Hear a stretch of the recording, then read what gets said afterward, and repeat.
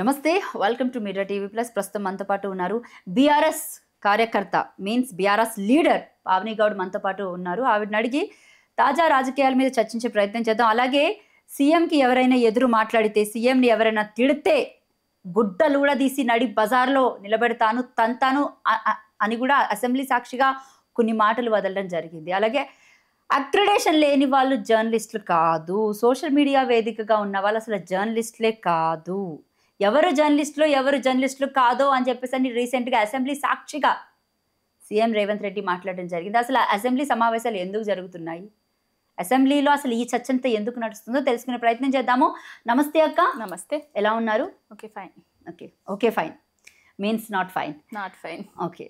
Assembly సాక్షిగా ఇద్దరు ఆడవాళ్ళ ప్రస్తావన జరుగుతున్నప్పుడు ఆ ప్రస్తావన అయిపోయిన తర్వాత గుడ్డలు ఊడదీసి కొడతా ఎవడైనా మళ్ళీ ఇలాంటి పని చేస్తే అని ఒక మాట మాట్లాడడం జరిగింది. దీనికి సమాధానం ఏంటక్క? అంటే ఇప్పుడు సమావేశాలు పెట్టుకున్నది ప్రశ్నించిన వాళ్ళ ప్రతి ఒక్కరి గుడ్డలు ఈడ తీసడానికి, రోడ్ల మీద నిలబెట్టడానికి, కొట్టడానిక? ఈ గుడ్డలు కూడా తీస్తే నీళ్ళు వస్తాయా? ఈ గుడ్డలు కూడా తీస్తే రైతులకు రైతు బంధు, రైతు భరోసా, రైతులకు రుణమాఫీ జరుగుతుందా? అసలు ఏం మాట్లాడుతున్నాడు? అధికారంలోకి రాకముందు ప్రశ్నిస్తా అన్నాడు. అధికారంలోకి వచ్చిన తర్వాత 6 గ్యారంటీలను గాలి కొదిలేసి ప్రశ్నిస్తున్న ప్రతి ఒక్కరిని జైలుకు పంపుకుంటా, గుడ్డలు ఉడదీస్తా, లాగుళ్ళల్లో తొండలు జొర్ర కొడతా, ఒక సీఎం మాట్లాడిన మాటలేనా? అసలు సీఎం హోదాలో ఉండి ఆ కుర్చీకి మేము ఒకటి ఇస్తున్నాం కాబట్టి అంతవరకు ఉంటున్నాడు.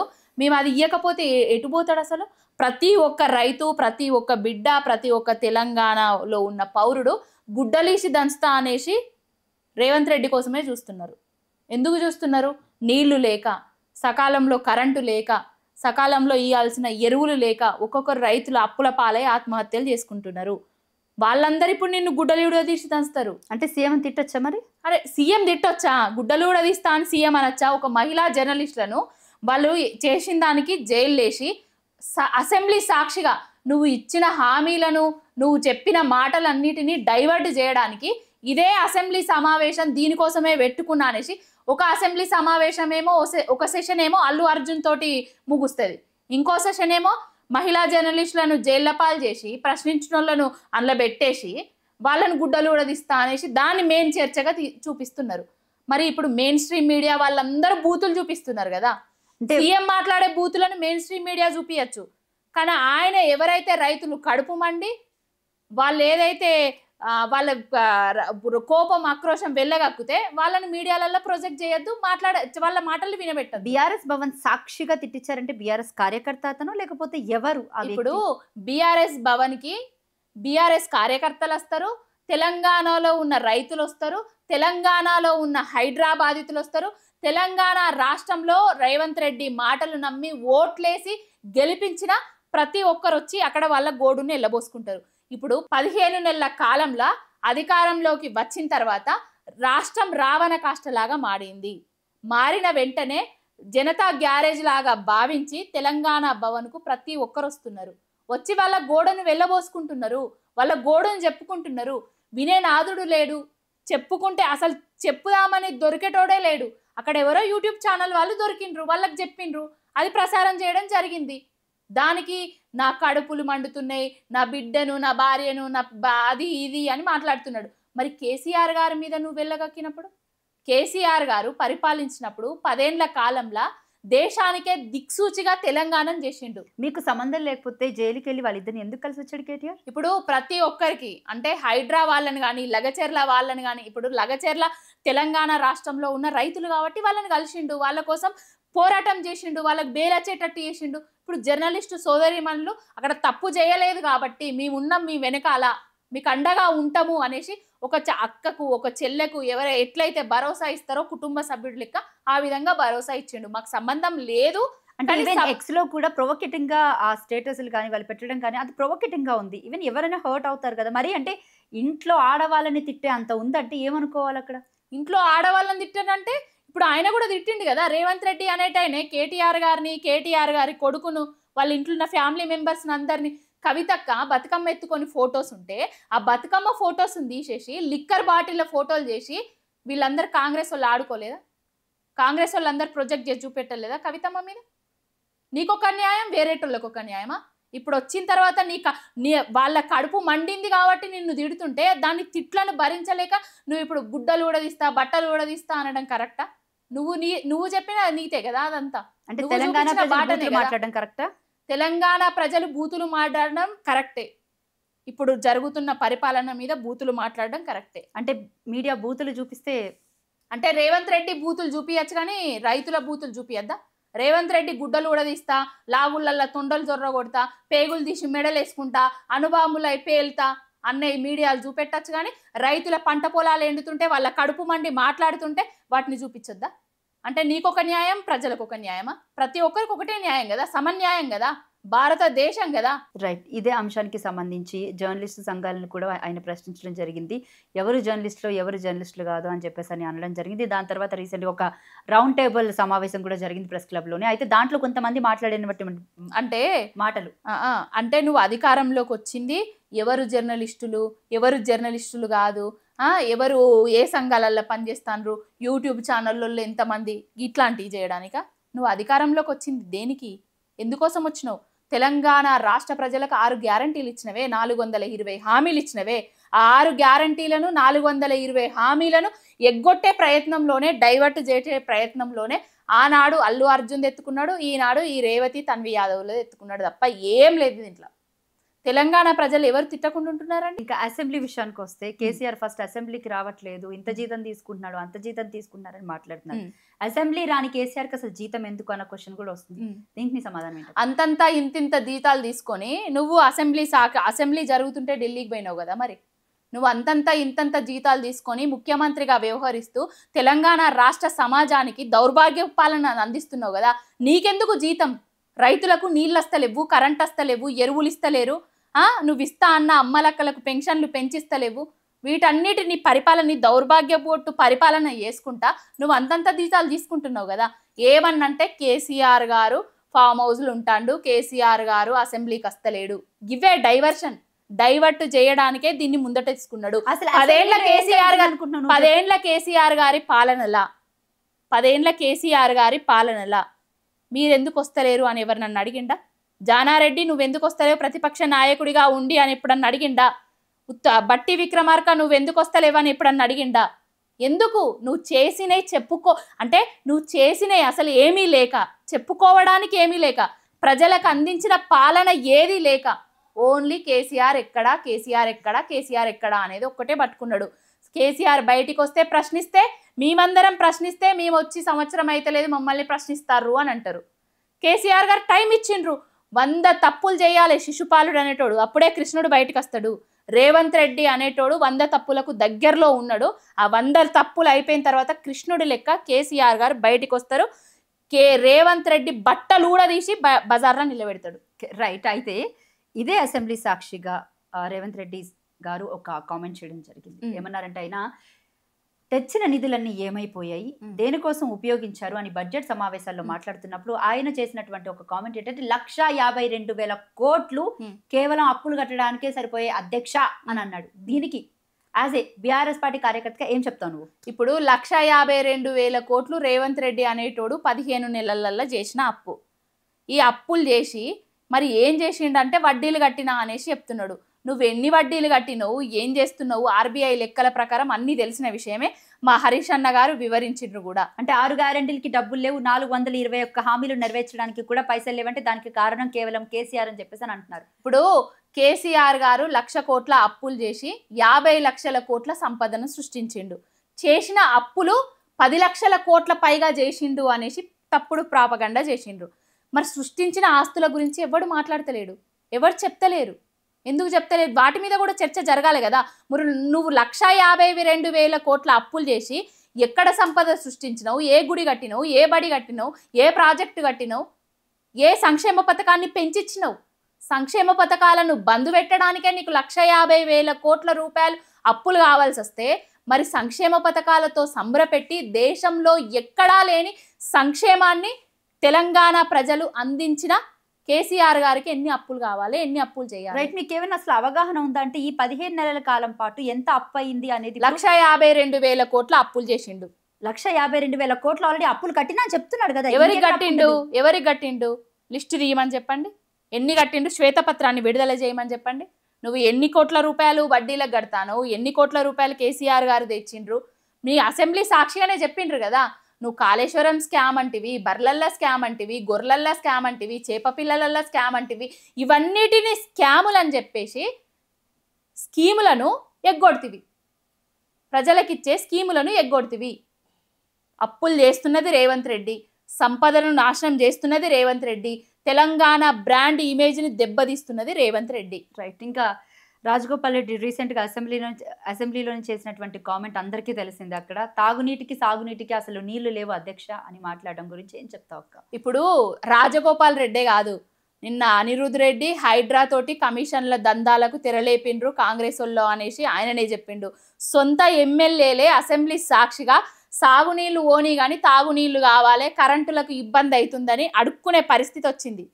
ఇది కేసీఆర్ గారు ఉన్నప్పుడు 24 గంటల కరెంట్ ఎట్లొచ్చింది, 24 గంటల నీటి సౌకర్యం ఎట్లున్నది, 24 గంటలు సంక్షేమంతో సంబరం ఎట్లా పడ్డరు. మరి రేవంత్ రెడ్డి వచ్చిన తర్వాత ఇవన్నీ ఎందుకు కట్ అయినాయి? అది రేవంత్ రెడ్డే చూసుకోవాలి ఒకసారి మరి.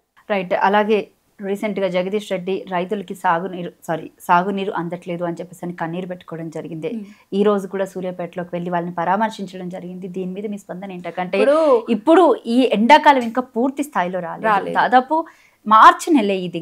ఇంకా ఈ ఎట్లేదని ఇంకొక 50 రోజులు ఎండాకాలం గట్టిగా కొనసాగుతుంది, 60 రోజులు కానీ 2 నెలలు. ఈ 2 నెలల్లో అసలు ప్రజల పరిస్థితి ఎలా ఉండబోతుందంటో తెలంగాణలో? ఇప్పుడు నేను వచ్చేటప్పుడు కూడా తెలంగాణలో కాదు హైదరాబాద్లో కూడా వీధి వీధికి వాటర్ ట్యాంకర్లు పోతూనే ఉన్నాయి. ఎప్పుడన్నా 10 ఏళ్లల్లా వాటర్ ట్యాంకర్లతోటి నీళ్లు కొనుక్కున్న పరిస్థితి ఉన్నదా తెలంగాణలో? చెర్లు ఎండినవి ఉన్నాయా, పంటలు ఎండినవి ఉన్నాయా, సాగుకు నీళ్లు లేకుండా ఉన్నదా? 24 గంటలు కెనాళ్ళల్లో, కాకతీయ కెనాల్లో నీళ్లు బారుతూనే ఉండేది. చెర్లు ఎప్పటికీ నీటి కుండలాగా ఉండేది, జల సవడులు వేస్తూనే ఉండేది, చేప పిల్లలు ఉండేది, గొర్రె పిల్లలు ఉండేది, అన్నీ ఉండేది. రేవంత్ రెడ్డి అనేటోడు వచ్చిన తర్వాత అన్నీ మాయమైపోయినాయి. ఎట్లా మాయమైపోయినాయి, ఎందుకు మాయమైపోయినాయి అనేది రేవంత్ రెడ్డికే తెలియాలి. అది రైట్. తెలంగాణ రాష్ట్రంలో కాంగ్రెస్ ప్రభుత్వం ఏర్పడిన తర్వాత దాదాపు 15 నెలల కాలంలో స్టూడెంట్స్ అంటే స్టార్టింగ్లోనే స్టూడెంట్స్ ఎంత పెద్ద ఎత్తున ధర్నాలు చేశారో అన్ని చూసాం. జాబ్ నోటిఫికేషన్స్ అని, లేకపోతే డిఎస్సి ఎగ్జామ్స్ గురించి, గ్రూప్ 1 గ్రూప్ 2 ఎగ్జామ్స్ గురించి చాలా జరిగింది ఇష్యూస్. అయితే ఇప్పుడు రీసెంట్గా అంటే ఇవన్నీ క్లోజ్ అయిపోయినట్టేనా? అంటే రీసెంట్గా బట్టి విక్రమార్క గారు మాట్లాడినటువంటి మాట, జాబ్ నోటిఫికేషన్స్ అసలు స్టూడెంట్స్ వద్దంటున్నారు, ఎక్కువ అయిపోయాయి, కాస్త గ్యాప్ ఇవ్వండి అని కామెంట్ చేయడం జరిగింది. ఏంటక్క ఏం చెప్తావు మరి? అసలు ఆయన దేంతో నవ్వాలో అర్థం కావట్లేదు. ఒకసారి ఆయనను అశోక్ నగర్కి రమ్మని చెప్పండి. ఏదైతే అశోక్ నగర్ సాక్షిగా, లైబ్రరీ సాక్షిగా అబద్ధాలు చెప్పి అధికారంలోకి వచ్చిరో, జాబ్ నోటిఫికేషన్ల విషయంలో కానివ్వండి, గ్రూప్ 1 గ్రూప్ 2 పోస్టుల విషయంలో కానివ్వండి, నిరుద్యోగ భృతి ఇస్తామని కానివ్వండి, ఒకసారి వాళ్ళని వచ్చి వాళ్ళని దగ్గర మాట్లాడాల్సిందిగా కోరుకుంటాను నేనైతే. ఎందుకక్క అంటే 50,000 ఉద్యోగాలు ఇచ్చింది కేసీఆర్ గారు. ఆ ఉద్యోగాలను కూడా మేమిచ్చినామని చెప్పుకున్నది కాంగ్రెస్ వాళ్ళు. మంది కూటిన బిడ్డలను మా బిడ్డలని చెప్పుకుంటారు. 2 లక్షల దాకా ఉద్యోగాలు ఇచ్చింది కేసీఆర్ గారు. మొన్నటికి మొన్న నోటిఫికేషన్లు ఇచ్చి జాబులు అవన్నీ విడుదల చేసి వీళ్ళు ఓన్లీ అపాయింట్మెంట్ లెటర్స్ ఇచ్చుకుంటూ మేము ఇచ్చినామని చెప్పుకుంటారు. ఎగ్జామ్ పెట్టింది కేసీఆర్ గారు, రిజల్ట్ ఇచ్చింది కేసీఆర్ గారు, అపాయింట్మెంట్ లెటర్లు ఇచ్చింది మాత్రం జాబులు లేని క్యాలెండర్ విడుదల చేసి పెట్టింది కాంగ్రెస్ వాళ్ళు. అపాయింట్మెంట్ కేసీఆర్ ఇచ్చిన జాబులకు అపాయింట్మెంట్ లెటర్లు ఇచ్చింది కాంగ్రెస్ వాళ్ళు. రైట్. అయితే రీసెంట్గా సీఎం రేవంత్ రెడ్డి ఒక ప్రకటన చేయడం జరిగింది. దాని గురించి క్లియర్గా మాట్లాడుకోవాలి.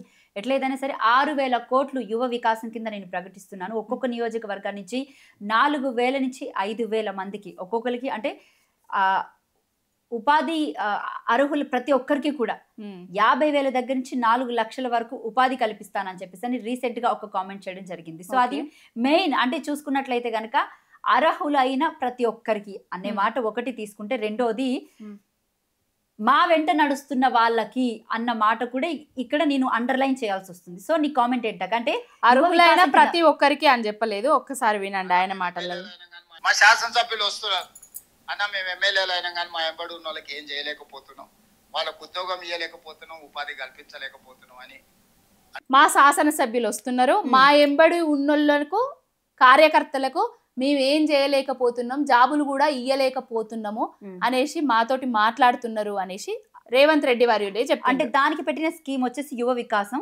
సో ఒక్కొక్కరికి 50,000 నుంచి 4 లక్షల వరకు కూడా అర్హులైన వాళ్ళందరికీ కూడా ఒక్కొక్క నియోజకవర్గంలో 4,000 నుంచి 5,000 మందికి. అంటే కాంగ్రెస్ వాళ్ళకు ఎవరైతే కాంగ్రెస్ కార్యకర్తలు ఉన్నారో అది యువ వికాసం కాదు, ఇప్పుడు కాంగ్రెస్ వికాసం అని పెట్టుకోవాలి. మరి కాంగ్రెస్ పార్టీ విడుదల చేస్తుందా, మరి ఆ బడ్జెట్ను ప్రజల సొమ్మ, తెలంగాణ ప్రజల సొమ్మ మరి ఏ విధంగా ఇస్తాడనేది చూడాల్సి ఉన్నది. ఇంకొకటి అంటే మీ చుట్టూ తిరిగిన కార్యకర్తలకు మీ వాళ్ళకు ఇస్తారు, అంటే మిగతా తెలంగాణ రాష్ట్రంలో ఉన్న ప్రజలకు ఎవరికి ఇయ్యరా, యువకులకు ఎవరికి ఇయ్యరా, యువకులకు ఎవరికి 6,000 కోట్లు ఎవరి సొమ్ము 6,000 కోట్లు ఏ వికాసం కోసం ఏం చేద్దామనేసి అధికారంలోకి వచ్చి కాంగ్రెస్ వికాసం అని పెట్టుకో, యువ వికాసం అని పెట్టుకోకు, కాంగ్రెస్ వికాసం అని పెట్టుకొని నీ కాంగ్రెస్ పార్టీ నుంచి వెళ్ళి నీ బడ్జెట్ల నుంచి వెళ్ళి నీ సొంతంగా అయ్యి నీ కార్యకర్తలకు నీకెక్కడి రైట్ ఉంటుంది? నువ్వు ముఖ్యమంత్రి అయినంత మాత్రాన 6,000 కోట్ల రూపాయల తెలంగాణ ప్రజల సొమ్మును నీ కార్యకర్తలకు అప్పనంగా ఎట్లా కట్టబెడతావు? ఇది అసలు న్యాయమా, ధర్మమా? బుద్ధుండి మాట్లాడుతున్నాడా, బుద్ధి లేక మాట్లాడుతున్నాడా? ఏం మాట్లాడుతున్నాడు? మీ మీద కూడా కేసులు వేస్తాడు. అరే ఆల్రెడీ వేసిండ్రు, కేసులకు భయపడతామా మనం ఏమన్నా? ప్రశ్నిస్తున్న వాళ్ళందరినీ జైళ్ళకి పెడతాడు. రేపు ఇవాళ మరి అసెంబ్లీలో కరెంట్ వస్తలేదని వాళ్ళ ఎమ్మెల్యేనే ప్రశ్నించిండు, సాగునీళ్ళు కాదు తాగునీళ్ళు ఇయ్యమని వాళ్ళ ఎమ్మెల్యేనే అన్నాడు. ఇంకొక ఎమ్మెల్యే అనిరుద్ రెడ్డి అనేటైనా హైడ్రా పెద్ద మోసం అని చెప్పిండు. మరి వాళ్ళని కూడా అరెస్ట్ చేయి, రేపు వాళ్ళని కూడా అరెస్ట్ చేస్తే మిగిలేదు నువ్వు ఒక్కడివే అవుతావు ఇక తెలంగాణ రాష్ట్రంలో. రైట్, ఒక సెన్సిటివ్ క్వశ్చన్ అడుగుతాను, ఫీల్ అవ్వనంటే ఎక్స్ వేదికగా మీ గురించి అంటే బేసిక్ చాలా దారుణంగా ట్రోల్ చేస్తున్నారు, పావలా అక్క లేకపోతే బీఆర్ఎస్ పేడ్ కుక్క, ఈ టైప్ ఆఫ్ కామెంట్స్ అసలు ఏ విధంగా జీర్ణించుకుంటున్నాను? అసలు నేను ఆ కామెంట్లను చదివాను. ఫస్ట్ ఆఫ్ ఆల్ ఆ కామెంట్ల గురించి పట్టించుకోను. ఒక విధవ, ఒక సన్నాసి, ఒక దౌర్భాగ్యుడు, ఒక అమ్మ అయ్యకు పుట్టనోడే ఇట్లాంటి కామెంట్లు చేస్తారు. వాళ్ళ ఇళ్ళల్లో అక్క చెల్లెళ్ళు ఉండి వాళ్ళ అమ్మలుండి నేనేమైనా తప్పు చేస్తున్నానా? రైతులకు నీళ్ళు వస్తలేవని చూపిస్తున్నా. కేసీఆర్ గారు ఉన్నప్పుడు నీళ్ళు ఎట్లుండే, కేసీఆర్ గారు లేనప్పుడు నీళ్ళు ఎందుకు మాయమైనా రేవంత్ రెడ్డి అని మాట్లాడుతున్నా. వాడిచ్చే బిస్కెట్లకు, ఎంగిలి బిస్కెట్లకు ఆశపడి వాళ్ళు నా మీద కామెంట్లు పెడుతున్నారు అసభ్యకరంగా. ఇంట్లో అమ్మ అక్కలు లేరనే విషయం మర్చిపోయి, ఉన్నారనే విషయాన్ని మర్చిపోయి, నాకు కూడా ఒక బిడ్డ ఉంటుంది, ఆ బిడ్డ లాంటిది, తల్లి లాంటిది, అక్క లాంటిది, చెల్లి లాంటిది అని మర్చిపోయి నా మీద అట్లాంటి అసభ్యకరమైన మెసేజ్లు పెడుతున్నారు. ఆ మెసేజ్లను నేను చదివా. ఫస్ట్ ఆఫ్ ఆల్ అంటే పే చేస్తుందా అంటే పేడ్ కుక్క అని అంటారు. ఒకవేళ నాకు బీఆర్ఎస్ పార్టీ కనుక ఏదైనా పే చేసి ఉంటే ఇప్పటి వరకు ఎవరైనా ఇచ్చి ఉంటే నేను రాజకీయాలకు శాశ్వతంగా దూరంగా ఉంటా. ఎవ్వరూ నాకు ఇంతవరకు ఏమి ఇచ్చింది లేదు, చేసింది ఏం లేదు. నాకు బీఆర్ఎస్ పార్టీ మీద ఉన్న అభిమానంతో కేసీఆర్ గారు అంటే నాకు పిచ్చి కాబట్టి ఏ అమ్మాయి కూడా ఈ దేశ చరిత్రలో ఒక నాయకుడి ఫోటో ఏ అమ్మాయి పచ్చబొట్టు వేయించుకోలేదు కావచ్చు. నేనే మొదటి అమ్మాయిని కావచ్చు. నాకు ఎంత పిచ్చి ఉంటే నేను పచ్చబొట్టు వేయించుకుంటా? ఎవరన్నా నీకు ఒక 10,000 ఇస్తా, 20,000 ఇస్తా, 1 కోటి రూపాయలు ఇస్తా అంటే నువ్వు ఎవరన్నా ఫోటో వేయించుకుంటావా? ఎందుకు వేయించుకుంటావు? మరి డబ్బుల వరకు కాదు ఇది. ఆ అభిమానం అనేది గుండెల నుంచి వచ్చింది కాబట్టి పచ్చబొట్టు వేయించుకున్నా. ఆ గుండెల్లో నాకు కేసీఆర్ ఉన్నాడు కాబట్టి కేసీఆర్ తెలంగాణకి ఏం చేసిండో నేను చూపిస్తున్నా. ఎవడో పావలా అంటే ₹1 అంటే నేను ఫీల్ అయ్యేదాన్ని కాదు, ఆ కామెంట్లో నేను చదివేదాన్ని కాదు. ఇవాళ నేను తీసిన సబ్జెక్ట్ మీద నెక్స్ట్ డే నేను ఇంకేం చేయాలి అనేసి నేను సెర్చ్ చేసుకుంటా తప్ప ఇవన్నిటికి కేసులకు పావలా అని కామెంట్లు పెట్టిన దానికి నేను ఆగేదాన్ని కాదు. ఇప్పుడు ఈ ఛానల్ తరఫు నుంచి నువ్వేమన్నా చెప్తావా వాళ్ళకి? ఏం చెప్పాలి? చెప్తే విననోనికి చెప్పాలి. అసలు తెలిసినోనికి చెప్పచ్చు, తెలియనోనికి చెప్పచ్చు. మిడిమిడి జ్ఞానం ఉన్న సన్నాసుల వాళ్ళకి ఏం చెప్తాం మనం చెప్పు? వాళ్ళు ఒక సన్నాసులు, సవటలు, దద్దమ్మలు. ఈ మూర్ఖపు పరిపాలన మీద అవగాహన లేక వాడు చేస్తున్న అరాచకాలకు వత్తాసు పలుకుతూ వాడి జపం చేస్తున్నారు. వాడి తరపున వాడు పే చేస్తున్నాడు కాబట్టి నాకు నెగిటివ్ కామెంట్లు పెడుతున్నారు. నాకే కాదు, ప్రశ్నిస్తున్న ప్రతి ఒక్క సోదరి మనకి, ఒక్క సోదరుడికి అందరికీ పెడుతున్నారు. వాళ్ళకి సిగ్గు, శరం, మానం, అభిమానం ఉండేది ఉంటే ఆ కామెంట్లను ఇప్పటి వరకైనా బంద్ చేసుకోవాలి. నేను చెప్పే దాంట్లో ప్రతి దాంట్లో నేను అడిగే క్వశ్చన్లా నేను చూపించే ప్రతి వీడియోలో నిజం ఉన్నది కాబట్టి నేను భయపడతలేను. నిజం లేకపోతే నన్ను అక్కడికక్కడికే ఏది చేసినా నేను పట్టించుకో అంటే అక్కడికక్కడికే నాకు శిక్ష ఏది వేసినా నేను రెడీగా ఉన్నా.